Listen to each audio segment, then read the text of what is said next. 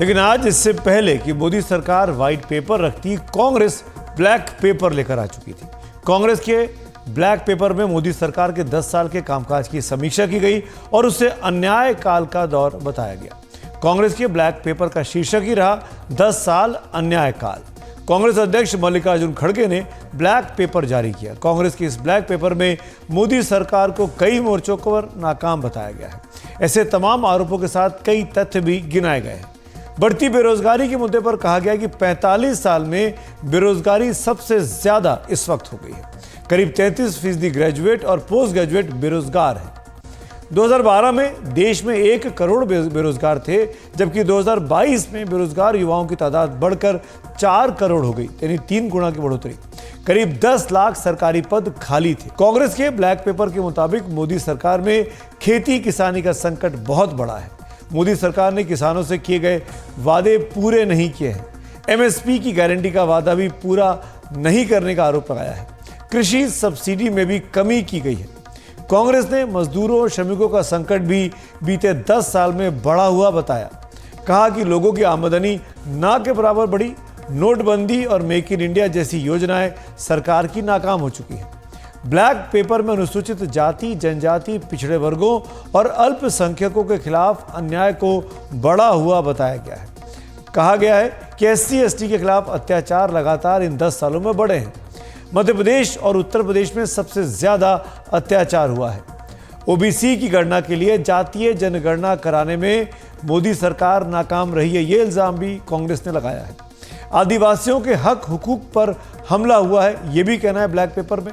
कांग्रेस ने यह भी कहा कि एनडीए के दौर में महिलाओं के खिलाफ अत्याचार के मामले बढ़े हैं। बताया गया कि 2022 में महिलाओं के खिलाफ अत्याचार के करीब 4,45,000 मामले दर्ज हुए। 2022 के साल में हर दिन औसतन 86 बलात्कार की घटनाएं सामने आ रही हैं। महिला श्रम बल भागीदारी दुनिया में सबसे कम 24% रहा। ब्लैक पेपर में कहा गया कि एनडीए के दौर में सामाजिक सद्भाव बिगड़ा है। जानबूझकर धार्मिक अल्पसंख्यकों को निशाना बनाया गया है। हेट स्पीच के मामले लगातार बढ़े हैं और यह भी आरोप लगाया गया कि प्रधानमंत्री मोदी ने ऐसे मामलों में शांति की अपील तक नहीं की। मोदी सरकार पर जांच एजेंसियों और संवैधानिक संस्थाओं के दुरुपयोग का आरोप भी ब्लैक पेपर में कांग्रेस ने लगाया है। आरोप लगाया है कि इस आधार पर धन बल से चुनी हुई सरकारें अस्थिर की गई हैं। ईडी, सीबीआई, चुनाव आयोग का दुरुपयोग किया गया। संसद में विपक्षियों का रिकॉर्ड निलंबन करने का भी आरोप लगाया गया है।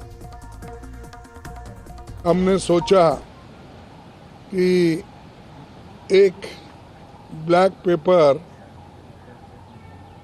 इस सरकार के खिलाफ निकालना और लोगों को बताना, इस दृष्टि से आज हम ये आपके सामने रख रहे हैं। बेरोजगारी जो सबसे बड़ा मुद्दा है, कितने लोगों को एम्प्लॉयमेंट मिला, कितने लोगों को अच्छी नौकरी मिली, ये उन्होंने कभी नहीं बताया। और दूसरा, महंगाई।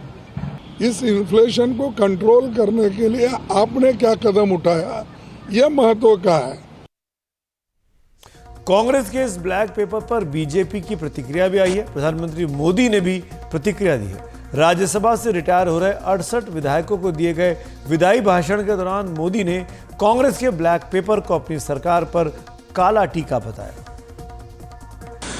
आज देश पिछले 10 साल में समृद्धि के नए नए शिखर सर कर रहा है।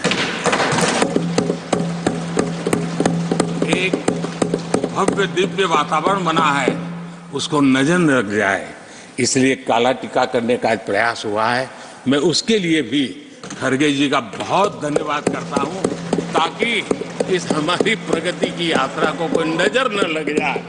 ये नजर न लग जाए, इसलिए आपने आज जो काला टीका किया है, मैं तो सोच रहा था सब काले कपड़ों में आएंगे, लेकिन शायद काला जोदू खिंचते खिंचते खिंचते ब्लैक पेपर तक चला गया है, लेकिन फिर भी मैं उसका भी स्वागत करता हूं।